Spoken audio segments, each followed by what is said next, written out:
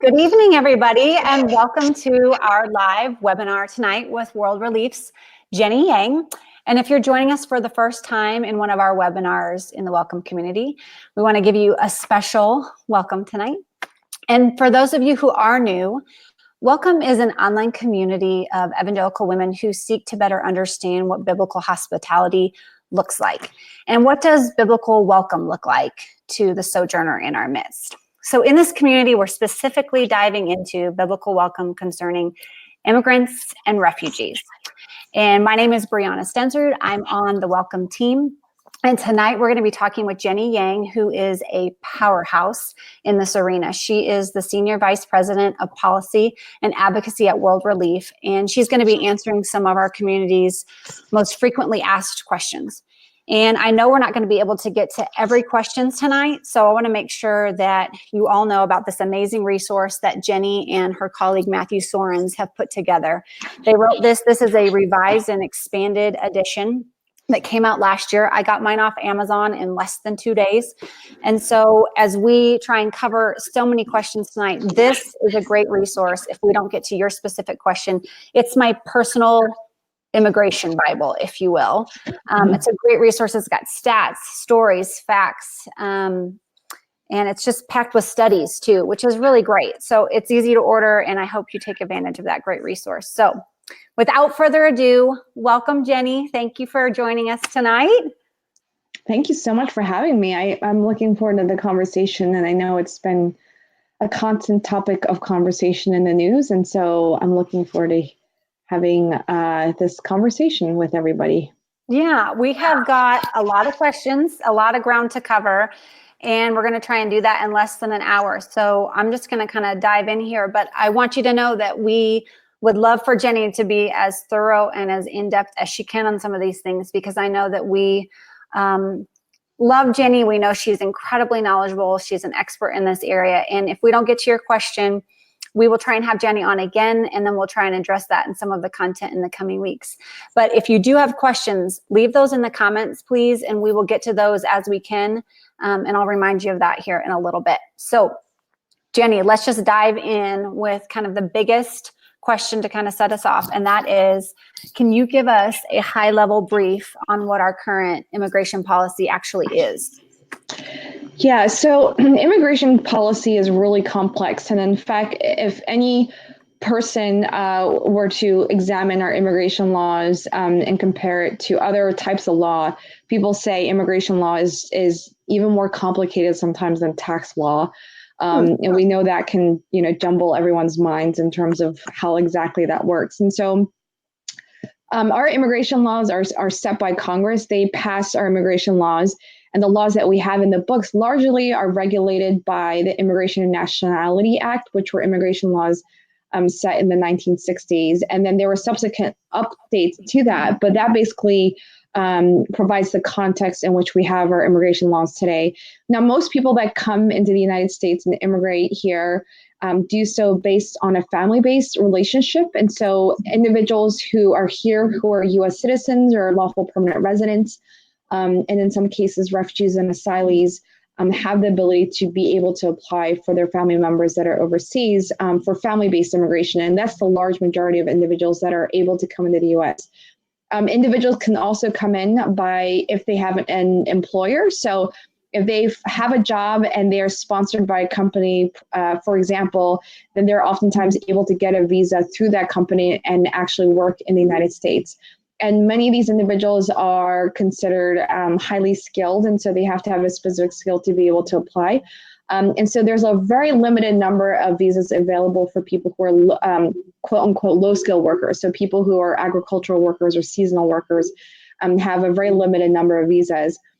Now, we do have a special category of immigrants that are able to come in the U.S. on humanitarian purposes. And so the refugee resettlement program is one of those where an individual has to have a well-founded fear of persecution. And that individual is identified by the U.S. State Department, and that individual is then resettled to the United States, of which World Relief is one of the agencies that resettles them. And then there's also individuals that can be granted asylum in the United States, and those are individuals who oftentimes come to the U.S. border or arrive through another visa and have a fear of returning home. And then they're able to claim asylum in the United States as well. So there's various ways for individuals to be able to immigrate to the United States, but oftentimes it depends on which category you're talking about, and there's different laws that govern pretty much each of those categories. So we hear a lot about it's either blood, sweat, or tears. Is that pretty much the categories there? Yeah, actually, I've never heard of it referenced that way. I think that's a really good way to put it. Yeah, it's basically family, work, or some kind of humanitarian reason, and that's the main way that people are able to come into the United States. Very difficult to do, and in Why fact, is it so difficult? Tell us about that. Well, Congress is a very slow-moving ship, and so anytime there is a need for immediate change, any changes to immigration laws broadly has to come from Congress. And we know Congress oftentimes has a lot of other competing issues. Immigration is perhaps not one of them. And so for Congress to really tackle a huge, complex issue like immigration, it's really difficult to do. I think on all sides, there's an acknowledgement that our immigration system is fundamentally broken. I think there are questions, though, of what do you do to really fix it? And there's been suggestions of cutting back family-based immigration, of increasing work-based immigration, of cutting humanitarian immigration for various reasons. And so there's a lot of competing proposals out there. I think almost everyone would agree that our immigration system is broken, and there's just been a political stalemate, I think, in terms of what we need to do to actually solve what's happening around the world, and how that impacts people actually coming to the United States of America. So let me ask you this. There are some people that ask the question because they legitimately want to know, what is so broken about our current system? Aren't there people who are in line currently and they're coming here, and, on social media we see citizenship ceremonies and things like that, and people are like, see, you can do it legally, just get in line. Can you talk to us a little bit about, so what do you think is actually broken, and why would we agree with you on that? Yeah, so I think our immigration laws have not changed significantly since the 1960s. In fact, why is that a problem?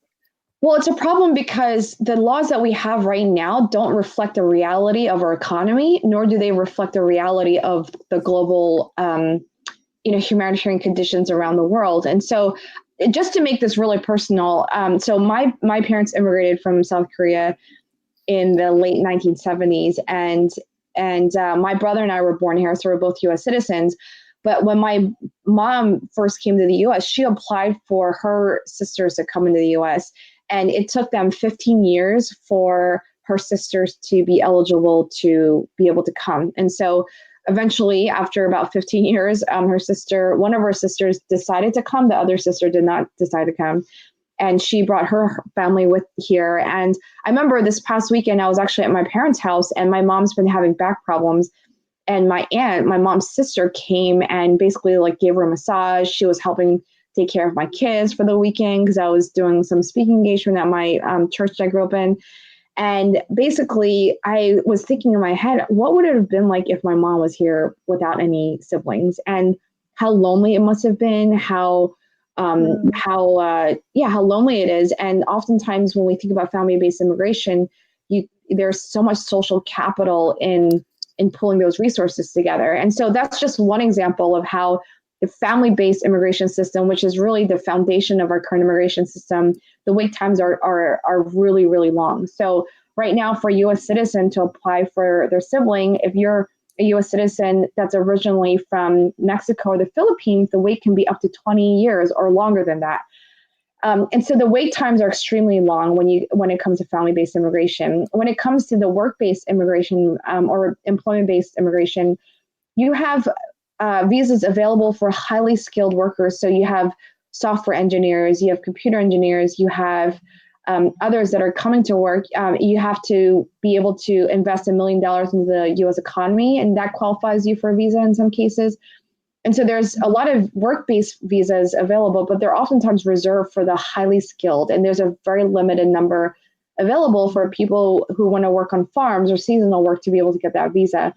So what you've created is you have a lot of vacancies, especially in certain industries, like in the agricultural industry or in the construction industry, in which they need people immediately. They need people who know how to do the work and are willing to work in that physically oftentimes demanding environment.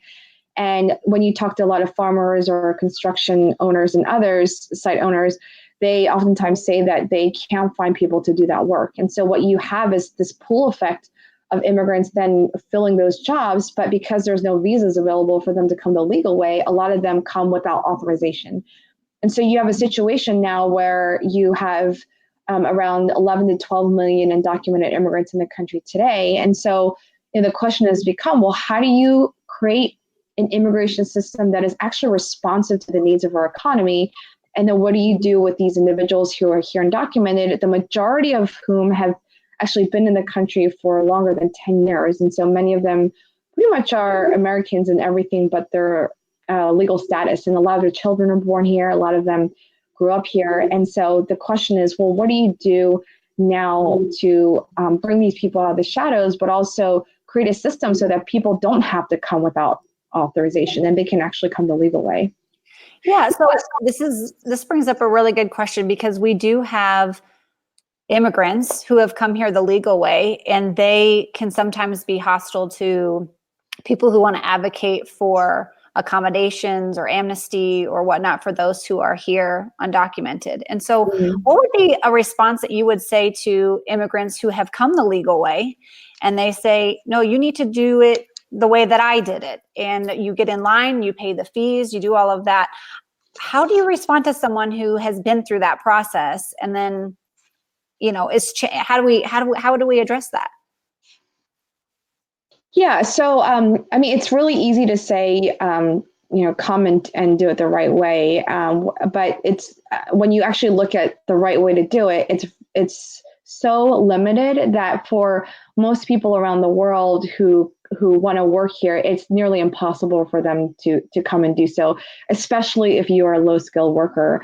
A lot of companies like Microsoft and other software engineering companies say that as soon as the visas become available, that they're all used up within a few days or within a few weeks, because so many of the companies are looking for people with a specific experience and skill to be able to come into the United States. And so I think anyone who's in a situation where they're migrating for economic opportunity would almost always want to come the legal way. I don't think anyone enjoys coming without any kind of legal protections and being under the shadow.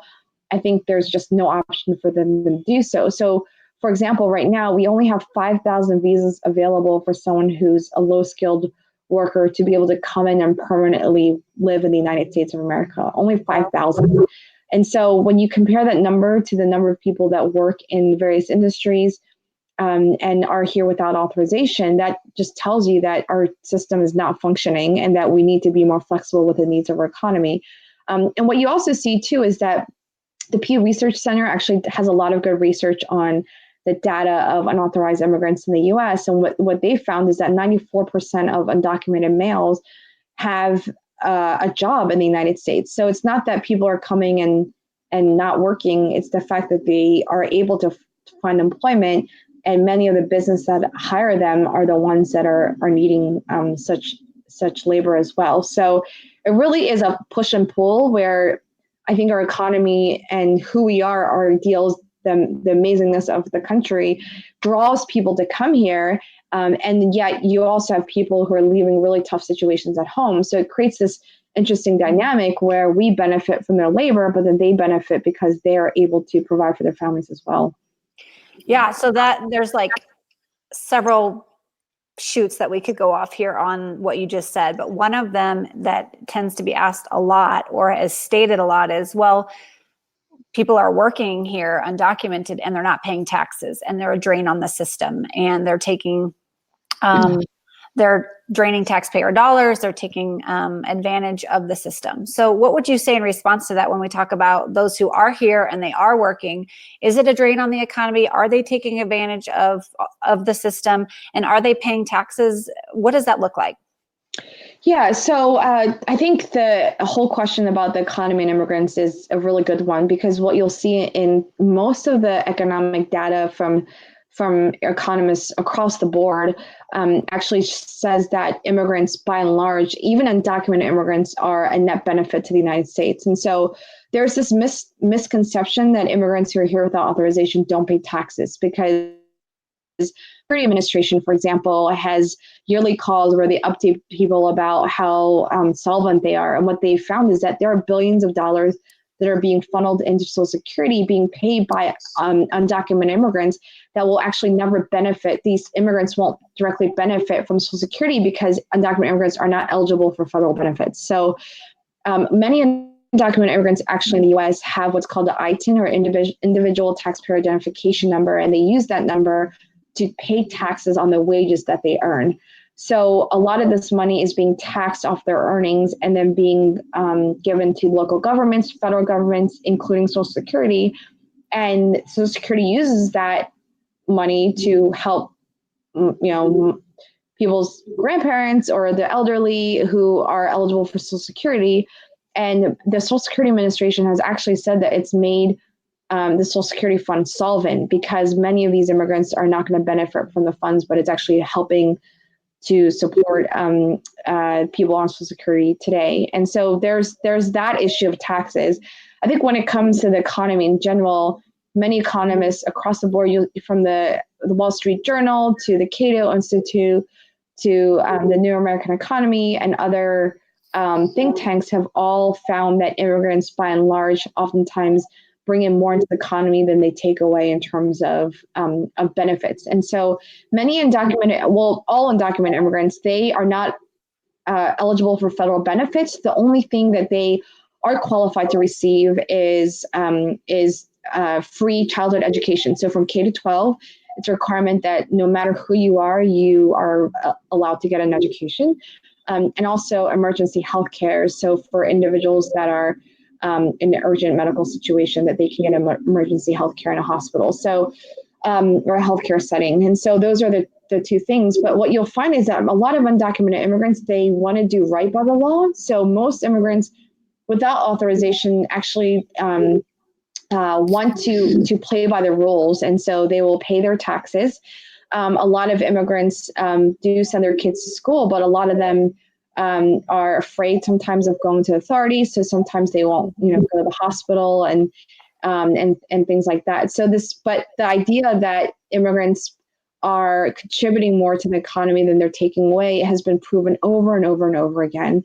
And in fact, anytime you talk to business owners across the board in any industry, many of these businesses are fueled in terms of their success by immigrants. So whether it's the restaurant industry or car washing industries, the agricultural industry, construction industry. I mean, so many of these industries that really make up the cornerstone of our economies all depend on immigrant labor. So I think it's not just a qualitative data that bears out the benefits of immigrants economically, but it's qualitative as well, and quantitative.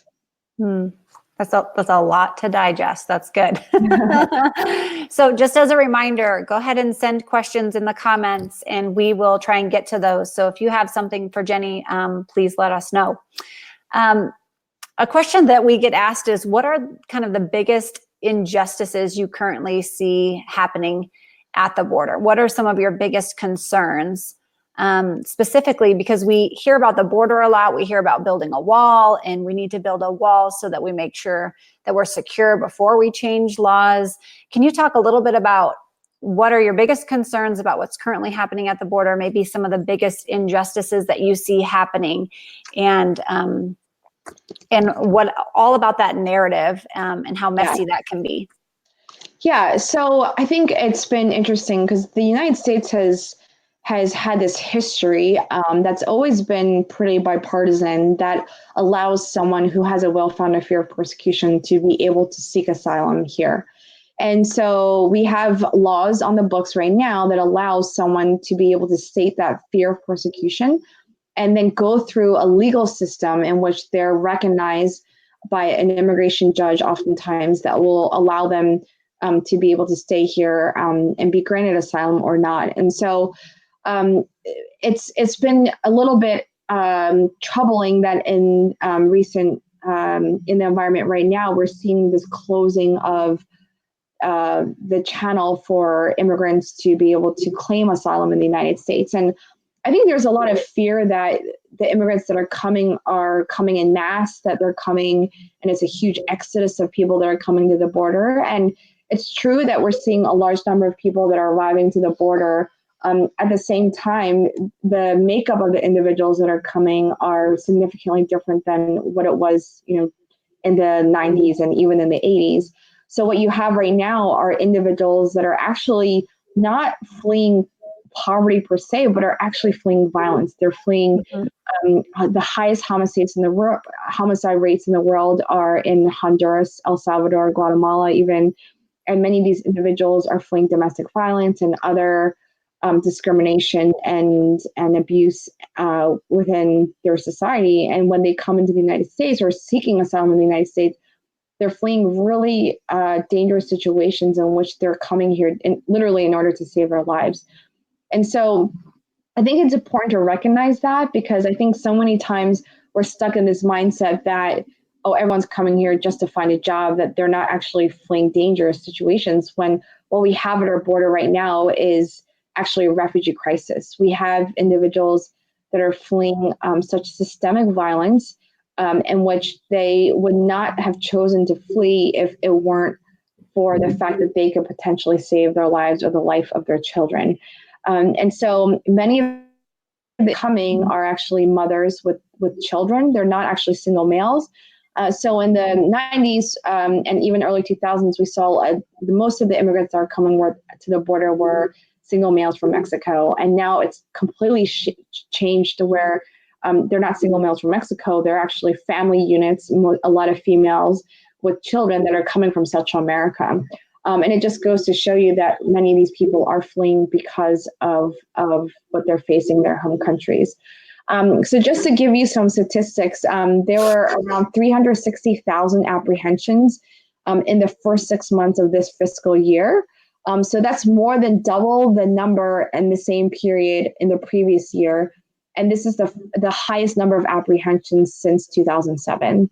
And so non-Mexicans actually accounted for about 62% of the apprehensions. And then most of the people that have been coming are actually coming from Central America, as I mentioned before. And so I think it's important to recognize this shift, and to also say that because people are so scared of, not scared, but there's been this narrative painted that these individuals shouldn't be coming, that they are just trying to, game the system, is, I think, couldn't be further from the truth. And so our government has been implementing certain policies to shrink the asylum space so that these people will not be granted asylum in the United States. So, for example, one of the most troubling things I've seen is obviously the separation of families at the border. We've also seen individuals that are not actually able to remain in the United States, but are returned back to Mexico in order to wait their immigration court hearings. We've also seen individuals that are not going to be provided bond if they're apprehended by the Customs and Border Patrol agents. We've also seen on a federal level the complete decimation of the refugee resettlement program. Mm-hmm. Now, this is a program that's different from what's happening at the border, because these are individuals that are selected by the U.S. government, by the State Department, that are vetted and able to come in the U.S. Through a refugee agency like World Relief. And we've seen the lowest number of refugees ever come in since the start of the program in 1980, with the president setting the lowest refugee ceiling ever at 30,000. And so I think it's been really concerning, because at a time when we're seeing the largest number of people that are being forced to flee from their homes because of persecution, we're basically shutting the door on those individuals and saying that they're not welcome here. Mm-hmm. I think it's troubling, because the narrative somehow that we have to be fearful of these people is not borne out in any kind of reality. When it comes to refugees, not a single refugee that has been resettled in the program has taken the life of an American in a terrorist attack. When you look at asylum seekers that are coming here as well, the rate of crime of immigrants in general is lower than the crime rate of native-born citizens. And that's when you think about it, it's true, because a lot of immigrants don't want to call attention to themselves. And they don't want people to notice sometimes that they're here. And so why would they commit crimes when they all just want to be law-abiding residents of this country that they love? And so these are some of the policies that I feel like are some of the most concerning. And I think what's been even more concerning to me is that this bipartisan tradition that we've seen of people supporting asylum has been slowly shrinking. And it's become such a partisan issue when it hasn't been before. And I think we need to reclaim that space to say that this is actually a strong American value and an American tradition that we need to restore with better policies and laws. Yeah. And if you could just track back a little bit to that is when we talk about apprehensions at the border, I know people are really concerned with all of the numbers that we're hearing fly around in the media as far as this, where the numbers are skyrocketing. People are coming in the hundreds, if not thousands and whatnot. And when we say apprehensions, sometimes that can imply that people are crossing and then being caught. And it's my understanding that what's happening, because the demographic has changed, and instead of the vast majority of people who are coming, who are single males from Mexico looking for work, and they are looking to cross the border, sometimes doing that undocumented and unauthorized. Now we're seeing kind of the opposite, and we're seeing women and families as well as unaccompanied minors, and they are being pushed out to the border because of some metering policies that we have at the ports of entry, and they're actually wanting to turn themselves into Border Patrol to seek and start that process of asylum right away. So when we say apprehensions, that includes those who are legally seeking asylum, and you have to do that within our border. And that also includes, when you say apprehensions, can you help us understand specifically what the numbers or what the makeup is when you say that? Yeah. So basically, apprehensions are individuals that are apprehended at the border by U.S. Customs and Border Patrol agents. And so, 360,000 for the first half of this fiscal year seems like a large number. But in the 1980s and 90s, and even in the 2000s, we had over 1 million apprehensions actually in a fiscal year. So yes, 300,000. Around 300,000 is a large number, and it's been the largest we've seen since 2007. But at the same time, when you look at the past history of the past even 30 years, that number is actually not as large as it was in the 80s, 90s, and 2000s. And so these are people who are apprehended, and many of them are placed in expedited removal, which actually means that they are summarily deported back to their home countries from the United States of America. Many of them are placed in detention and such. But for individuals that do have a well-founded fear of persecution, and they state a credible fear of persecution to the apprehending officer, then they should be able to, under current law, be able to be either detained or released, and then actually be able to have some kind of immigration court hearing where they are able to state their claim before an immigration judge. So we have seen large numbers of individuals that are going through that process. But it's also important to note that while we have a large number of apprehensions, when you look at the number of people that are actually granted asylum in the United States, last year, or 2016, which is the last full year that we have numbers for, it was a little over 20,000. So people who are coming in, I think it is our infrastructure right now and the way that our court system is working. There's significant backlogs right now, but it doesn't mean that we have to shut the door. What it means is that we need more resources to be able to process these individuals. And when you actually look at comparatively the number of people that are coming to the U.S. border compared to many other places around the world in which there are countries that are receiving those who are fleeing conflict and violence, the numbers that we're receiving in the United States is minuscule compared to what places in Europe and Africa and even in Asia are receiving. So we have to recognize the geopolitical context in which we are situated in on the Western Hemisphere, and this idea that somehow we can control the number of people that are fleeing by basically making our asylum policies as restrictive as possible is it does not make actually any sense at all, because people are coming in fear of their lives. And I think we need to do everything we can to make sure we have proper processes in place, which we do, and then make sure we have adequate resources for these individuals to be able to get their asylum claim, and then let our judicial system work itself out so that individuals that do have a valid fear of persecution are then able to state that claim before a judge and be granted asylum or denied asylum.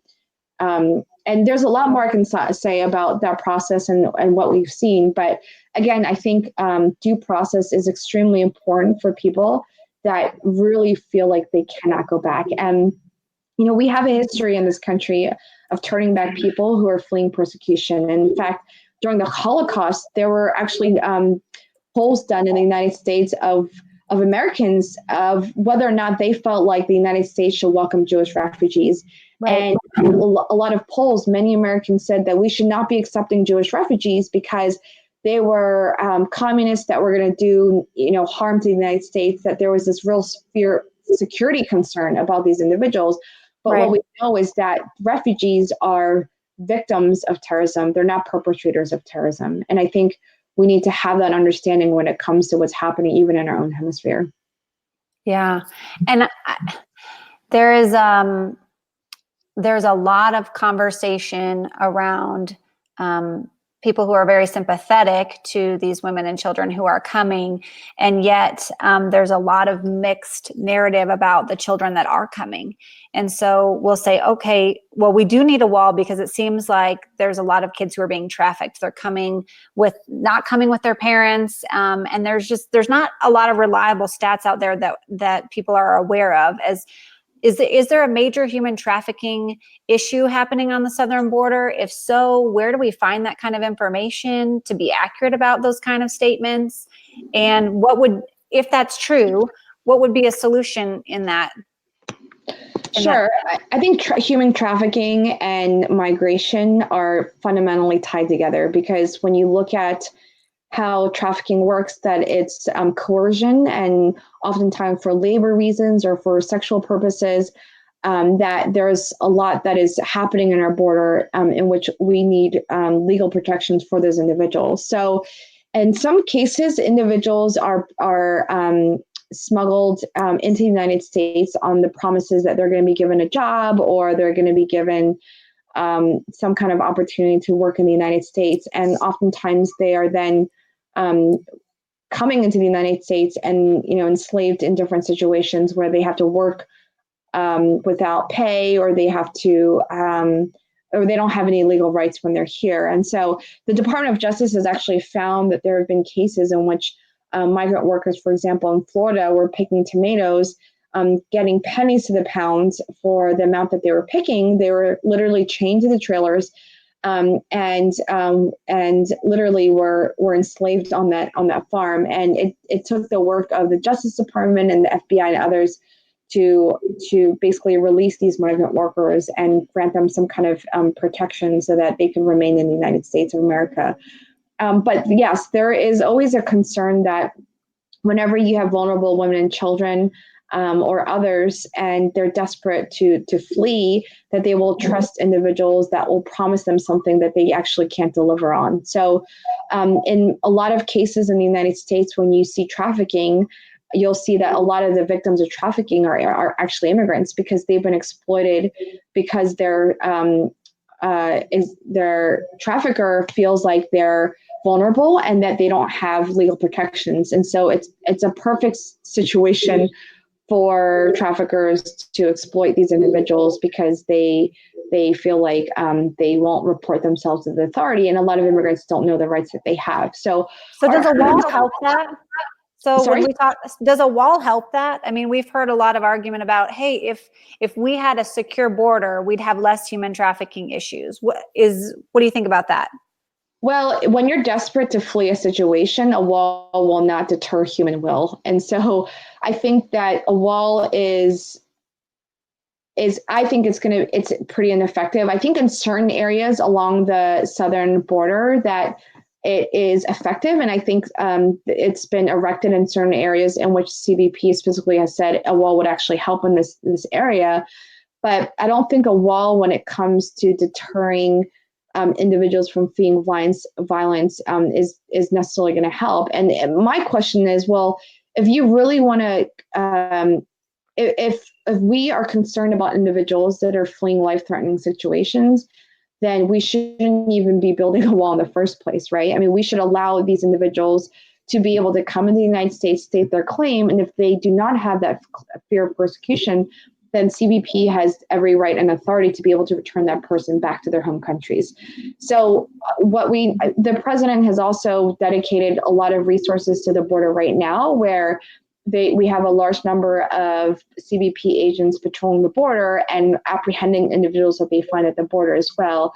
So I think the question is a wall worth building that's going to cost billions of dollars, that's been opposed by businesses that operate in that region, and will actually be ineffective, I think, in actually deterring immigrants from actually coming into the United States.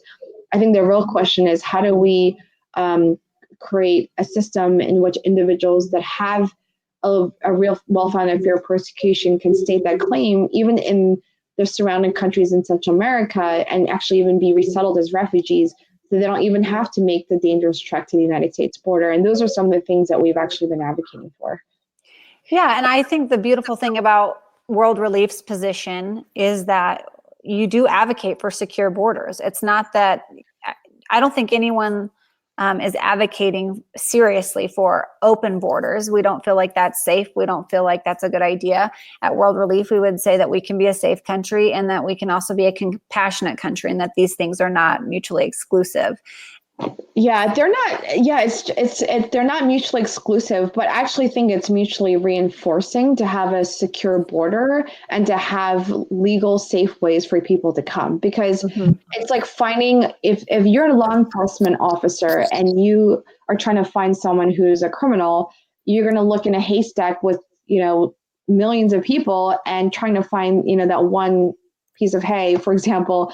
But if we can have legal channels through which people can actually come in the legal way, then it actually helps our law enforcement officials hone in on the individuals that are trying to do us harm. Because if you don't want to come the legal way. So I think even when you talk to many Border Patrol agents, what you'll find is that many of them say having a functioning immigration system is the best way that they're going to be able to do their job as effectively as possible. And so it really goes hand in hand. And I think we need to do everything we can to make sure that that continues to be a point of conversation in this larger narrative around immigration, is that, yes, it's not about an either or. It's actually about securing the border, but also creating safe legal ways for people to be able to come, whether or not they're seeking asylum or wanting to be with their families.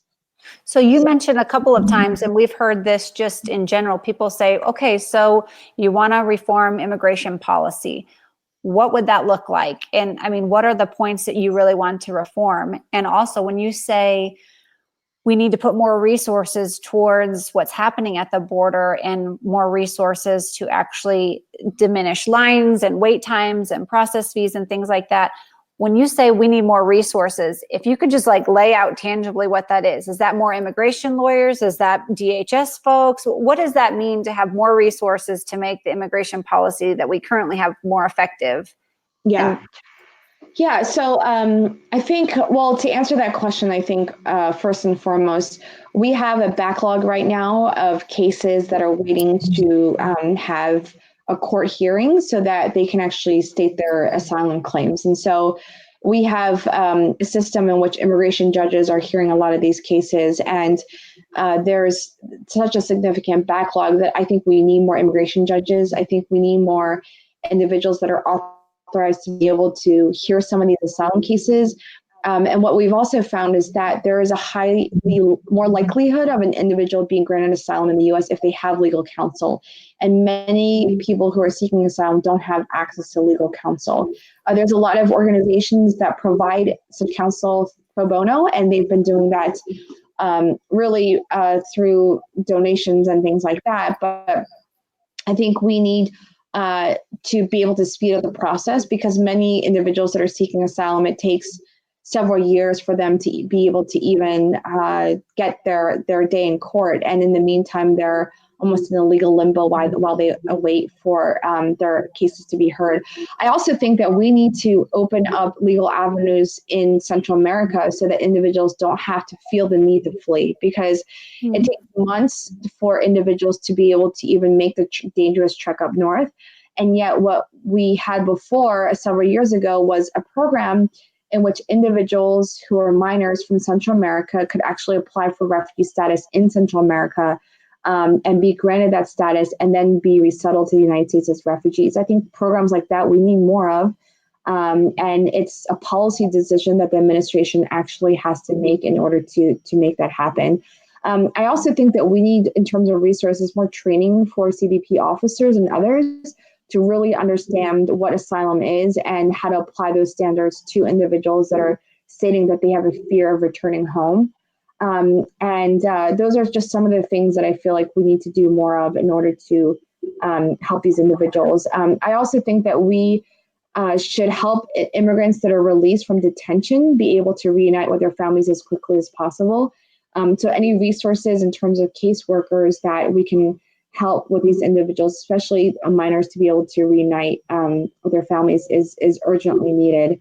But the other thing I would say too is when it comes to the U.S. Refugee Settlement Program, which again is a wholly separate, different program that helps refugees from around the world be able to find safety in the U.S., that we need to make sure that that program is supported and really works better so that we can accept as many refugees as possible. I think the 30,000 refugee ceiling that we have now, of which we're not going to even probably meet that this fiscal year, means that we're dwindling a lifeline of protection for refugees at a time when we need to be opening that door and allowing refugees to come in as many numbers as possible. And just as a point, in 2016, we resettled in the United States around 12,000 Syrian refugees. And this year we're on track to resettle maybe 200 to 300. So it dropped from 12,000 Syrian refugees to a few hundred.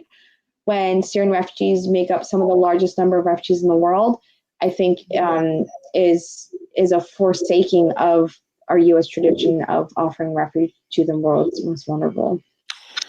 Yeah, and as you know, a lot of that is wrapped up in a fear narrative. And when we talk about refugees and immigrants, and that we see in the headlines that immigrants are being released from detention centers and they're pouring into neighborhoods. And this is kind of some of the language is all these people are coming in and people get fearful about that. Well, what are we going to do with all of these immigrants who are just being released off the buses? They don't speak English. And there's just this very unaware, I'm not sure what to do about that, but I'm very fearful of that. And what can you say to that? What does that process look like? And why are people being released into neighborhoods or being released into cities? What does that whole process look like, and why? And what should people know about those families that are being taken to cities and dropped off at shelters and whatnot?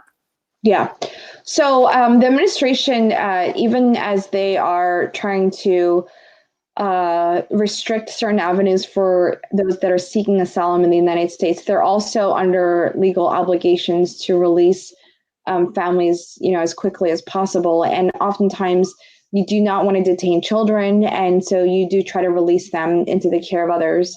And so when you have individuals that are being apprehended by CBP, just as an example, then oftentimes what the administration has said is that their facilities are full. And so that's why they're releasing a lot of these families into various cities. And so we know of churches and ministries in Texas and other places that are literally trying to find and help a lot of these immigrants find other family members to live with, or other community members in which they can just get some of their most basic needs met. And so what you see is not a huge number, because what you'll see, especially for those who are unaccompanied minors, is that they are placed with their family members, and that there is a certain system set up by Health and Human Services for these individuals to be placed, for example, in foster care. But what you also see is that adults, for example, will be released. And if you don't have any family members to go to, you really are dependent on, your friends or strangers, or the help of ministries that come along and can help help you out. And so many of these individuals will be awaiting a court hearing, either for their asylum cases or their immigration cases in general. And so from my understanding, a lot of these individuals are being dropped off in certain select communities, not all, and there's still an ongoing need for a lot of the churches that we work with and ministries that we work with to be able to get the resources they need to be able to meet some of the needs of these immigrants. So I think the larger fear narrative that you were saying is something that is, again, unfounded, because when you look at the numbers of the people that are seeking asylum in the United States, it's a lot lower than the numbers that are crossing the border, I should say.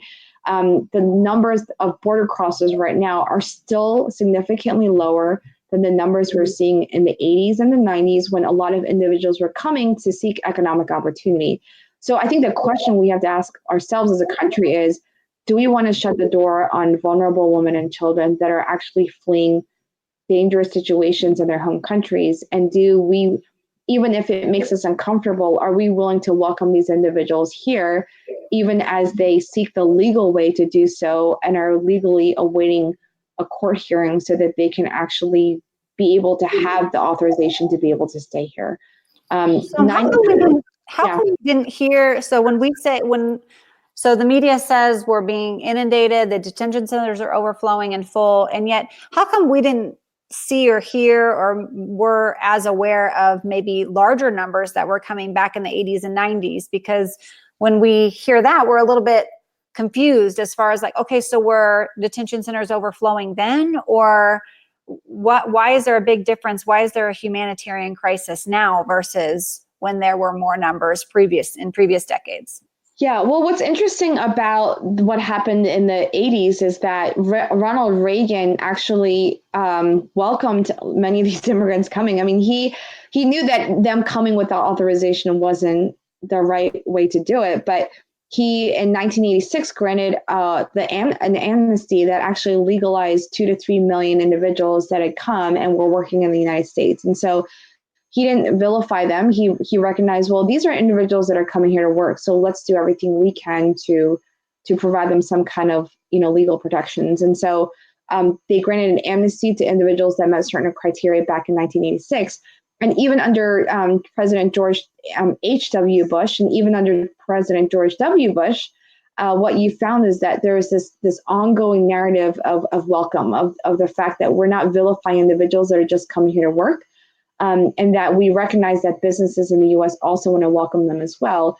I think the narrative now is not only it's not only unhelpful, it's inaccurate in terms of the meshing of immigrants with this national security narrative. Because what we found is that, again, the statistics and the facts do not bear out the fact that immigrants, by and large, are more of a national security threat than native-born American citizens. And the question really then becomes, if these are people that are seeking asylum, are we willing to provide them some kind of protection? And that's a question that I think we need to answer as a country, because it is so easy to close the door when we feel like we're uncomfortable. But when you look at the church in Jordan and in Turkey and in Lebanon and in Kenya and in Rwanda and in Thailand, these churches all around the world are literally hosting and welcoming thousands of refugees, and they make up 15 to 20% of their population.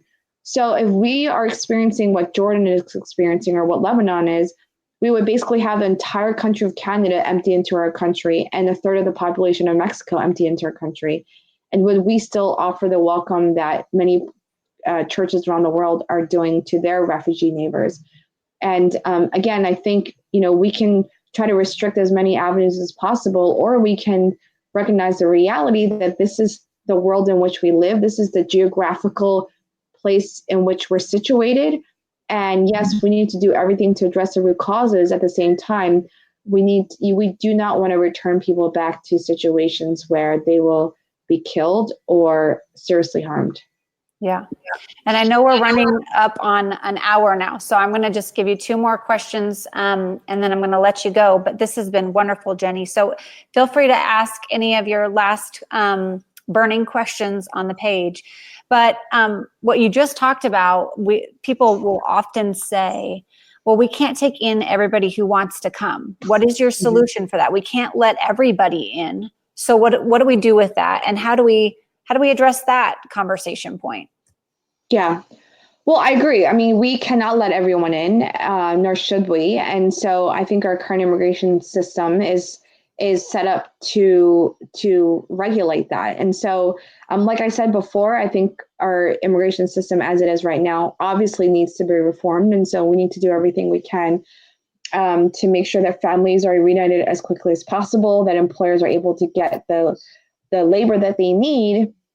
But when you look at the border, I think what we need is a efficient system will help everybody, and it will help regulate who should actually qualify for asylum and who shouldn't. And so I think it's not to say that we should let everyone in, but for individuals that are able to come into the United States and state their fear of persecution, be granted asylum, and have the legal authority to stay here, they should be able to stay here. If you are not granted asylum, and if you get some other kind of relief, whether on parole or some other status, then I think that allows you to be able to stay into the United States as well. But if you're denied that, then I think, the rules apply, and that individuals oftentimes are returned back to their home countries. So I think when it comes to asylum, it's a really tough issue because, can we ultimately control what's happening in people's home countries so that they don't flee into ours? I think that's hard to do. Obviously, there's a role that the United States can play to address their root causes and the root reasons for why people are fleeing in the first place. But at the same time, I think our current laws need to be repaired so that people can come the legal way. But when it comes to asylum, I think that we need to have laws in the books to allow individuals that cannot go home and have a fear of death or serious injury to be able to state that claim. And what we've seen is that those numbers are not very high. Again, I said it was around 20,000 in fiscal year 2016. And so that's the minimal amount that we can do as a country to be able to welcome the world's persecuted to our shores, especially when you look at the global dynamics and you see many more developing nations around the world that don't have as many resources or the GDP that we have, housing a significant number of the world's refugees. I think there's a lot more that we can be doing as a country. Okay. That's good. Last question. It's two-pronged, but and that is we constantly are asked, well, what can I do? I don't live by the border. I don't live by a World Relief office. There's nothing near me. And so the two questions that I have within this one question are, what can we do to help advocate? What can we actually do about the immigration policy? Is there anything that advice that you would give us on how we might be able to help when it comes to advocating for an updated immigration policy? And also, how best can we engage locally in our community to meet the needs of immigrants and refugees? And how do we plug in? Where do we look? Who do we talk to? Yeah. So I would first say that I think on a ground and a local level, relationships are so important because we can have these conversations about numbers and statistics, but really what changes our hearts are people that we know. And so get to know people in your neighborhoods. I think in any city, wherever you are, that there are people who are fearful, living either without authorization or are here seeking asylum and don't know anyone here. And it's rare, I think, for a lot of immigrants to be welcomed or even said hello to at a supermarket by someone who doesn't look like them, right? And so even that just small act and gesture can mean a huge world of difference to someone who's feeling very vulnerable. So I wouldn't discount those little things. I think those little things are very important. But there's ministries all around the country that are providing legal help. And so I think reaching out to these organizations, whether it's World Relief or I think the American Immigration Lawyers Association, AILA, probably has some resources as well that lists out various organizations that work directly with immigrants. The Catholic community, Catholic Charities, has pretty much offices everywhere across the country that provides direct legal services to immigrants. I know in Baltimore City, where I live, there's a Catholic Charities there. And so reach out to local ministries that you know in your local city. Just Google your city's name and immigrant services, and you'll pop up some organization and volunteer there. And again, at World Relief in Baltimore, we have an immigration legal clinic where we're always looking for volunteers. And so I know that those opportunities are out there. And once you get to know a lot of these immigrants, again, I think it becomes a personal issue, not just a political or a policy issue. I think those relationships are so important. But I would say on a larger scale, we need to start changing the narrative around this issue. And I think especially as people who are who are committed to Christ and his teachings and who operate within the church realm, that there's a huge opportunity for us to start deepening our discipleship in the way we talk about immigrants and the way we are forming our biblical worldview around this issue. So educating yourself, obviously Welcoming the Stranger is a good resource. Seeking Refuge is another good resource. There are 2 books that have been written, is really helpful as well. But if you haven't reached out to your member of Congress, I would really urge you to do that, because. And what do we say when we do that? So, it's just, you may not know all the policies of the numbers and the stats, but what you do know is your heart. And a lot of times, if you pick up the phone and call your member of Congress and say, hey, I'm really concerned about families being separated at the border, you can know, well, what does your member of Congress think, and have a conversation with the staffer that picks up the phone. It's their job to work for you. And so, give them a hard time with what it is that you're asking for. And even if it's as simple as, don't separate families at the border, or I want to continue to maintain an open asylum space for people who's fleeing dangerous situations. Like, these are simple things that can go a long way. But at World Relief, if you follow any of our social media feeds on Instagram or Facebook or even on Twitter, we're always sending out information either through infographics or press releases that actually update people on current immigration policies. So if you follow us, you'll actually have plenty of opportunities either to donate to World Relief because we're doing immigrant legal services, or to use your voice to speak up for immigrants as well. And so, again, I think serving in your local community, building relationships, just being informed, and then using your voice are really important ways to engage on this.